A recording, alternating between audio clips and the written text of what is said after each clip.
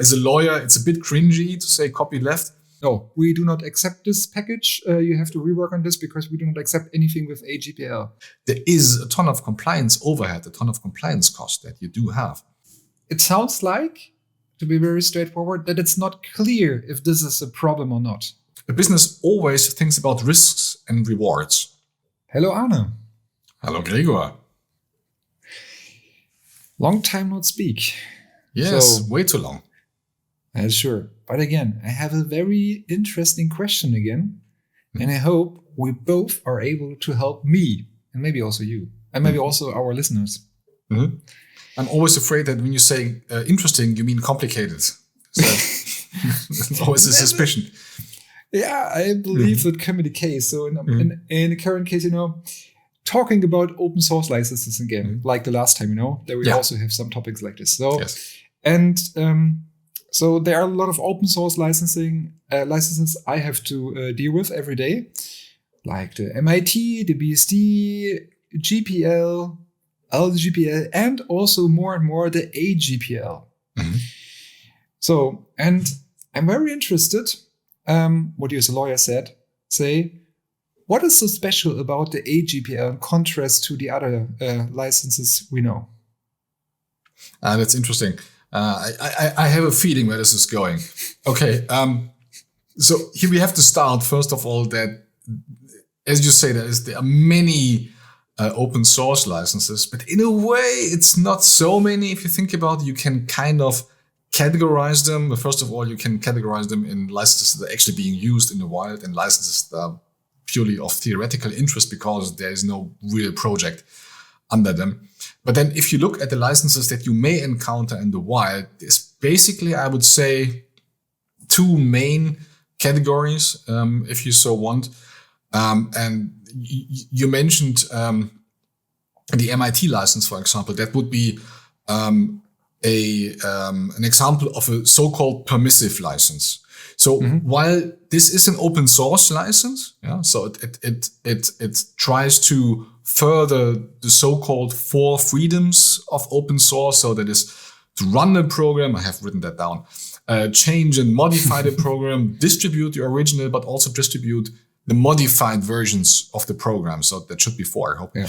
And it does that. But in a way, it's not really restrictive on what you can do. So you can modify the program. And you may distribute the modified program in source code form. That's what I mean.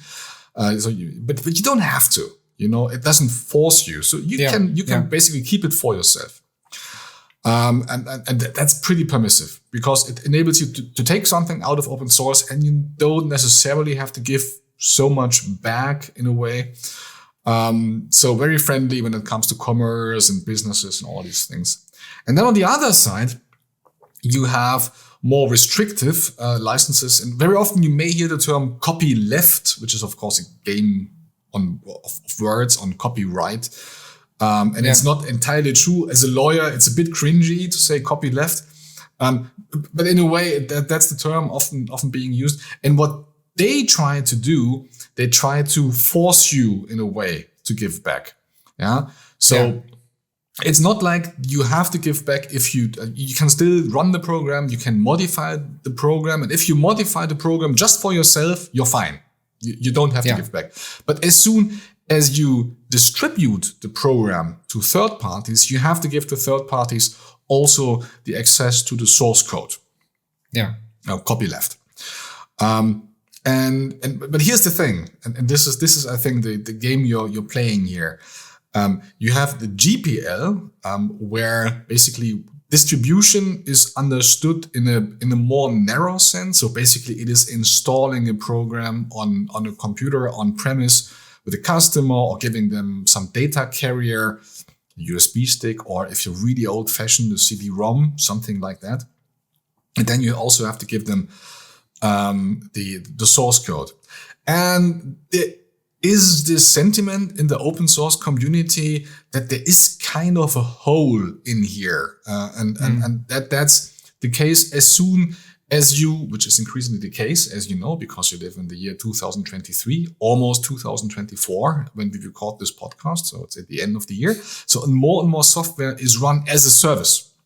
So it is not distributed in any meaningful physical sense to the customer, but the customer logs in using a browser or some other access means. And the software is being run as a service, as software as a service, application service, providing them many names for it. Essentially, it's kind of the same for our discussion. I know you techies, you have subtle differences there, but for our discussion, it's the same. And if you have this software that you run as a service under the GPL, the traditional GPL, you don't have to make the source code accessible. And the AGPL, and the A stands for Aferon, that's just a name, basically. There's no meaning behind that. So it doesn't carry any meaning like the L, for example, the LGPL that carries a meaning. It's either library or lesser. Discussions are out there. But here it's just a name. But this version of the GPL, and you can think of it as a fork, if you so want, of the in a way, because the only thing that differs from the GPL is that it says, okay, even if you run me as a service, you have to make the source code available because we don't want this hole. Yeah, we don't want to give you this loophole that is so easy these days because then again, this is the way software seems to go, to offer it as a service and then kind of sneak out on your obligation to make the source code available. That's basically, from a very high level point, of course, there's tons of implication of that, the main difference, or if you so want, basically the only difference. Because if you take the trouble, and this is the lawyer speaking, sorry. If you take the trouble and you compare the license texts of the GPL and of the AGPL, then you will find that they are almost identical. There's only one difference, and of course it's a name, the A. Okay, two differences then. The naming scheme. And there is a section 13 in the AGPL that differs from the GPL, and that is exactly the fix for that loophole plus some, in the second paragraph, some compatibility stuff to make the GPL kind of compatible with the AGPL. But that's more or less a technicality. So the main difference is fixing this as a service, SaaS, software as a service hole. Yeah. Okay. But if we just listen to this, because I also read this sentence there, right? So this paragraph there, but it doesn't sound so, let me say, so big to change. But when it isn't so big, or at least it just doesn't sound so big, right? So, but I experiences in, so friends I know, but also ex-colleagues and whatever, and also companies I know, that more and more are, I have to say it like this, running away from services which are, let me say, released under AGPL. So a good example is, for example, the software which is called Grafana. It is a software package which is there for visualization of matrices of your softwares, right, and so on and so forth. And usually it doesn't seem to be a very big problem to use Grafana when you install it just in your own environment and let no one else outside accessing it. But when there are companies which also try to, let me say, make it open, right? So to let their customers or users access this, also this Grafana frontend, then the problems are starting. And again, many companies which I know before us, initially the software was the Apache license. So where there are not so many problems available, right, with this software. Apache is one of the permissive licenses. So you could kind of group it together, not completely, but for our discussion with the MIT license, for example. So it makes less problems. If you want to use your software commercially, yes, it's a very permissive license. Yeah. So, and then at some point of time, the license of it is changed. And then more and more companies are either starting to run away from it simply, and start to replace it with something else, by the way, which is very complicated. Or they're started to go into negotiations with the company behind and buying licenses from them for money to be able to use it in this way, right? So that was the one thing. Then I also know a lot of companies which are, let me say, for example, have customers, and as customers requesting from them the licenses they are using. And for example, when there somewhere is the AGPL listed, they completely say, no, we do not accept this package. You have to rework on this because we do not accept anything with AGPL. But I never see this, let me say, afraidness. Let me put it that way. So, for example, which I saw before with the GPL. And here's the point, right? When the difference between those both licenses is so small, right? And so it doesn't seem so big, but it seems so big that many people are frightened, and also many, let me say, professionals that say, "Oh, we don't want to touch that." So, what do you think? So, where is the potential? So where's the reason to this? Are those people are just, let me say, too over afraid, or is there a good reason behind this? It's very hard to judge from the outside whether or not being afraid is warranted. Yeah, so it's always good to be to act in a way that puts you on the safe side. Obviously, yeah, as if you're a company, you don't want to risk your reputation or being sued, these kind of things. So just if it looks as if it's a bad idea, you probably don't want to do that. Now, if you look into the details of what you just mentioned, then maybe. And this is just a theory, of course, it becomes apparent why companies do that. And I think it's kind of twofold, and maybe you can spread that a bit further, the second reason, into two sub-reasons. So if you look at that, first thing, you have a software as a service running on your systems. Then my suspicion, and then again, without having looked into any details and being a lawyer, keep that in mind. So the last time I programmed like code was on a 6502 in assembler, and that was in the late 80s. So we are far removed from anything, experience-wise when it comes to that. But I would assume that if you run a software as a service, it's pretty tightly integrated into some kind of framework that you have on your server. It's probably not just an insulated software, but the whole ecosystem. And I could see a company being afraid that not just the very software they are running and that may have been modified, so they would have this duty to disclose the source code, but the whole system as such would be considered under the license as the software, as one unified thing. And even if it was just the software they are running, probably they modified it in a way to be super compatible, hyper compatible with whatever they have server side. And so they may feel that even if they only have to disclose the source code of that very software, of the modified piece of software, it may give away a ton of information about how they conduct their business, about their backend, about how that works, how it's being set up. And that may give a ton of information to potential competitors that enables them to come up with a very similar business. Because in a way, think of this, not only do competitors know what software they run, they may also have a lot of information now how it's being run, about the whole ecosystem that surrounds that software. Then again, if not even that goes maybe so far that the whole thing is considered a software and the whole ecosystem has to be disclosed in source code to potential competitors under an open source license, so they can use it. You can't ban them from using it. So that in itself might be already a threat to many businesses because they feel we become uncompetitive if we do that.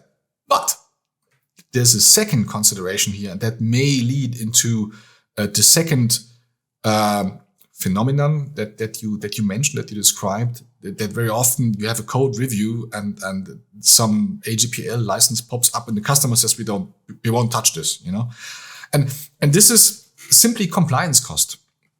So it's very often not understood by people who don't run a business or don't work inside a business at the heart of darkness, that while open source software or an open source license doesn't sound threatening, hey, you get something for free, how bad can that be? Yeah, there is a ton of compliance overhead, a ton of compliance cost that you do have.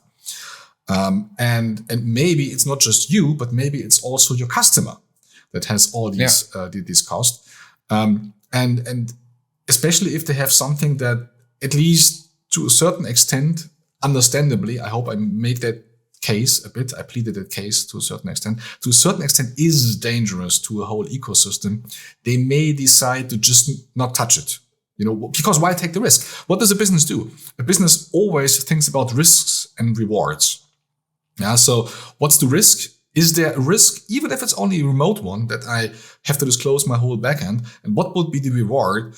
I can use the software, but then again, and you mentioned that, if I understood you right, there is a dual licensing scheme in these software providers, and maybe I can get a commercial license that doesn't force me to do all that. So why don't I do that? Why would I risk my business and my intelligence, my business secrets, all these things, or maybe even would risk violating? Think of that. That's also a consideration in terms of compliance. Why would I risk maybe potentially violating my NDAs that I have with my suppliers, with my customers, if I disclose any secrets? Why would I do all that? Better not touch it. Yeah, leave it alone. So, from what you said, right?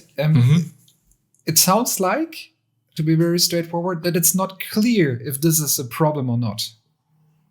It sounds like it's not very clear that for whom this might be a problem or not. And it also sounds like that also when people know what they are doing, it can be not always clear if this is a problem for them or not. Can I understand this the right way? Yes, yes, very much. I would very much agree. But think of it like this. If you have a software as a service, you probably think of the big ones, I don't know, AWS, Azure, SAP, whatever, any cloud, you name it. You would probably accept customers more or less from around the world. Maybe not from all of the world, because there may be all kind of export control things and ethical considerations. So I'm not sure if AWS accepts customers from North Korea. Don't know. But for most of the world, you would. So all of a sudden, you're operating in multiple jurisdictions. Yeah. And now there's only one license, and that license was drafted with American law in mind. And even in America, you have tons of, you have 50 states, and I don't know how many district courts, and you have case law, and who knows what some remote court in some county in Wisconsin would think about the AGPL. Who knows what some courts in Morocco would think about it, or in Lower Saxony, or in, I don't know where, you name it, Croatia. I don't know. And you don't know either, and whoever is the poor compliance lawyer is sitting on some desk in some company somewhere, doesn't know either, because how could they? So then again, that falls back to this idea that there's a risk and there's a reward. And if you see that risk in some remote jurisdiction, and remember, it's perfectly sufficient that there's one jurisdiction that tells you to disclose your source code, and the source code is out there. Yeah, I mean, they, even though they have only authority to, issue a verdict in Croatia. Once the source code is out, it's out. It's very hard to get the genie back into the bottle. So why risk it? Yeah, if there is not a really compelling reason to do it, and then you don't do it. Yeah. So I understand. So which means, when you're anyway an open source company, when you anyway open source everything, then you don't mind so to use AGPL, because what should happen? Then just disclose the software which you anyway disclose. But when you're using an AGPL software, which has something to do with your product, which is your ISP, and you don't want, not ISP, sorry, IP. Yes. And you don't want to disclose the source code. There is, let me say, a potential risk, which nobody knows how big it is, to just say, okay, think carefully if this, what you cannot judge how problematic it might be to use it or not. So in this case, when you don't want to take the risk you don't know, then just don't use it. No, exactly. I mean, just to come from the other side, from the legal side, and I perfectly agree here with what you said. If you do have this open source software anyway, and if your concern is not so much making money with the product, but with the services around it, and consulting and whatever, and you want to further the ecosystem as an ethical undertaking, which is very fine, by the way, just to say that. So I'm very well connected mentally with the open source scene. I really dig it if you're someone. But if that is your thing, you don't have to be afraid of the AGPL. I don't see that. Yeah. I completely agree here. But then and this is also a legitimate thing, if your concern is making money with your software as such or with your service, then again, this is the thing with the AGPL, with your service, because you use the software as a service as such. And there is a non-zero risk. It's just there.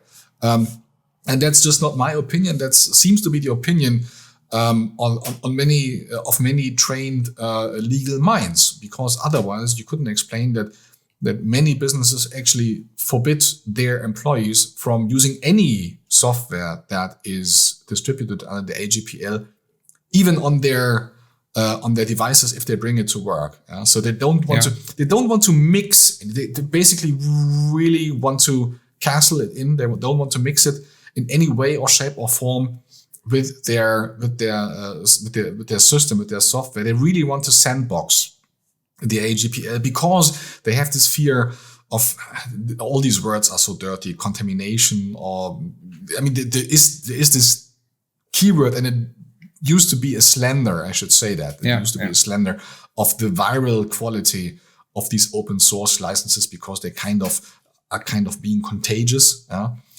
But in a way, that is the way these compliance lawyers think, and their job is to protect the IP of the company. But then again, it's perfectly legitimate. There's nothing wrong with that. And then you might come to the conclusion that the AGPL is something that you don't want to touch if there is a way to avoid it. And coming back to this thing to the point you made, and this is more like a question to you, not so much a statement, more like a question to you, because you said, okay, there is this possibility of these companies having a dual licensing scheme. So there's a commercial license, there is the AGPL.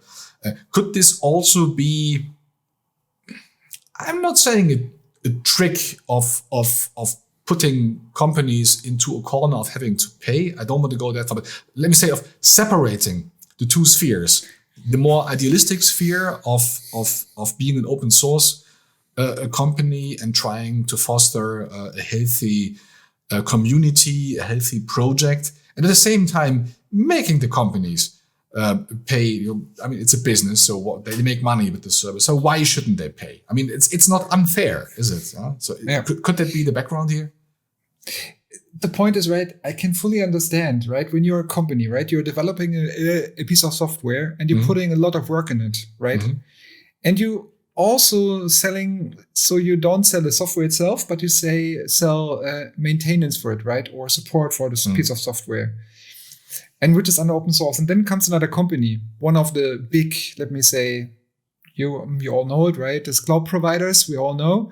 And they're also then offering the service also with maintenance. And let me say the license before was something which is not the AGPL, right? And then they also make some small modifications to it, maybe to be able to support it better. Or they also, let me say, provide some special settings, whatever, right?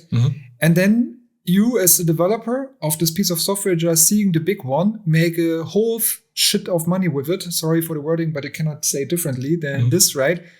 And you just work on it and don't see nothing, because obviously you don't have a great sales department than this big company has. So which means you never sell the maintenance and support for it. You just develop the software and see never something. That you then somehow say, I don't like this any longer. I also want to have a piece from the cake is fully, let me say, reproducible from my side, right? So, and from this regards, I would fully understand to say, that if there is something, and maybe that is the AGPL, but what you just said, right, what we just worked out right now, it sounds like just this potential risk, right, to then afterwards to be required to disclose software, what you as this kind of company don't want to disclose, right?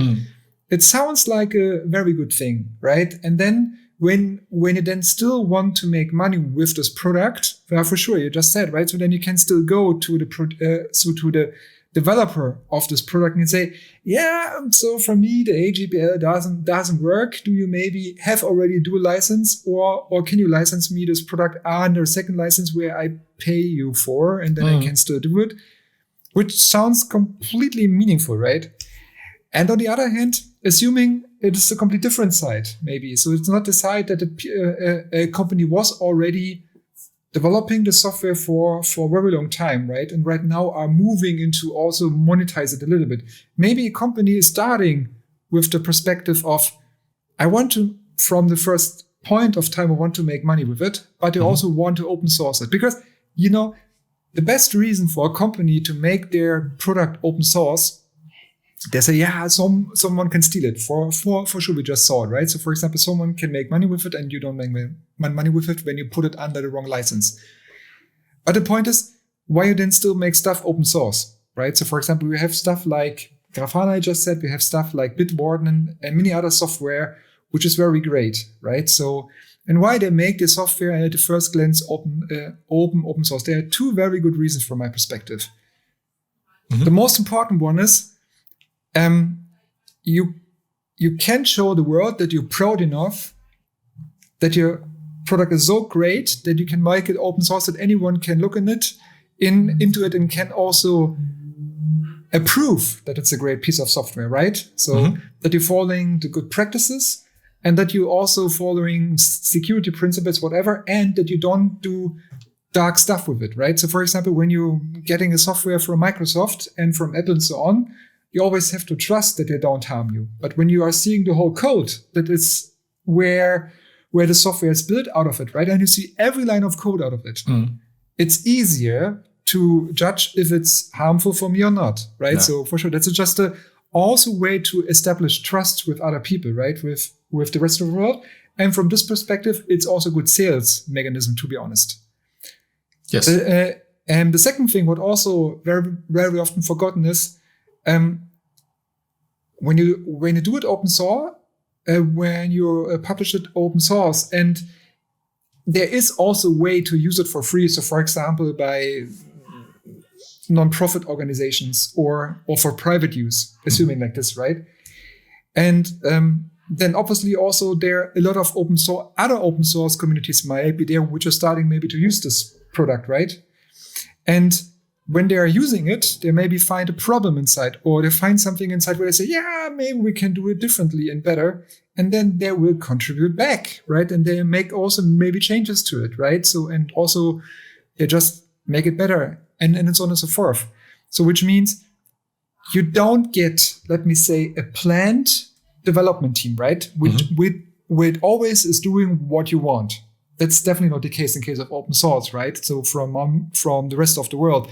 But the point is, you simply don't know what they will do. And the point is, they very often do stuff where you never think about, right? So stuff will just make it better without ever thought about, right? So that's a very great thing. So, for example, I am also was part of several, and I am part of several open source projects, and it always works that way, right? There comes someone who has a strange idea and also made a change already, right? He just published a change. You say, do we want to accept it? Often we still have to rework it a little bit, but it's so crazy great ideas, which were never on your plan, but they bring the product so much forward. And from this perspective, I would say it makes completely sense to do such things, but I also understand when in companies, when they're not just, let me say, do it completely open source, when you also want to live from it, right? You cannot live from open source without making money with it, right? So, and then you have to find a way. And just to further your thought, because I love this, the way you put it, but just to further that, I agree to everything. It's just one part I want to put on top, that while all of that is true, and you have this fantastic anarcho way of developing a software, and you have all these great outcomes, it also means that because you don't have a dictatorship, I think Steve Jobs here, yeah. It can also mean that you end up with like 127 forks. Like think of Linux distributions. I don't know how many there are. Probably 127 is an understatement. It's probably 1,000. I don't know. You tell me. And all of them have issues with the way you interact with them. The usability for the average user, like I don't know, take me, is probably not as good as you have it with the Win. Yeah, let's use a Windows system. I'm not a Mac fan. So yes, I can understand both sides here, just as you seem to do. I can understand the fun and joy in all this unlimited freedom and working on this open source stuff and doing whatever you want. But I also can understand. I mean, then again, we all work for businesses. I'm a business lawyer. I'm a corporate lawyer. I can perfectly understand why you want a bit more control and why you think that is important. Because also, we have to keep that in mind. Yeah, businesses are being owned by somebody, and as a manager making decisions, you have some fiduciary duties. So you have to do not necessarily what's best for the open source community, even if you use their tools. You have to act in the best interest of the shareholders. That's just the way the world works up until now, because we haven't found a way to make communism work so far. And so for now, at least, that's the duty. And yeah, as somebody working for a corporation, you have to make sure that works, and you can't endanger that being happening. This is why, again, having said and really standing behind that it's a fantastic way. Open source is something that needs support and should be supported, and it's a fantastic way of developing software. But I can understand why corporations shy away from certain license types. I can get it. Yeah, I can also get it, especially if these licenses were also set in place with the reason to,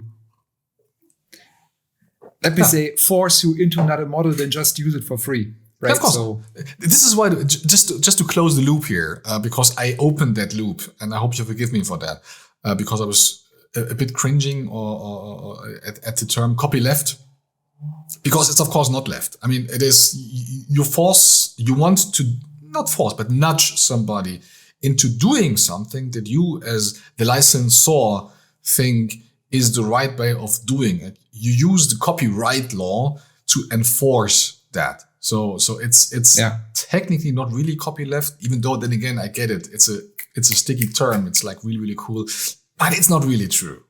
Yeah. So. Yeah. And finally, I would say, so what we talked about, it sounds like maybe to the listeners, right? Mm-hmm. That maybe sounds the first stage like, never use the AGPL in a corporate environment. Especially when you don't open source stuff. I would say everyone has to make their own judge. Obviously, they have to consult their lawyer, like you, right?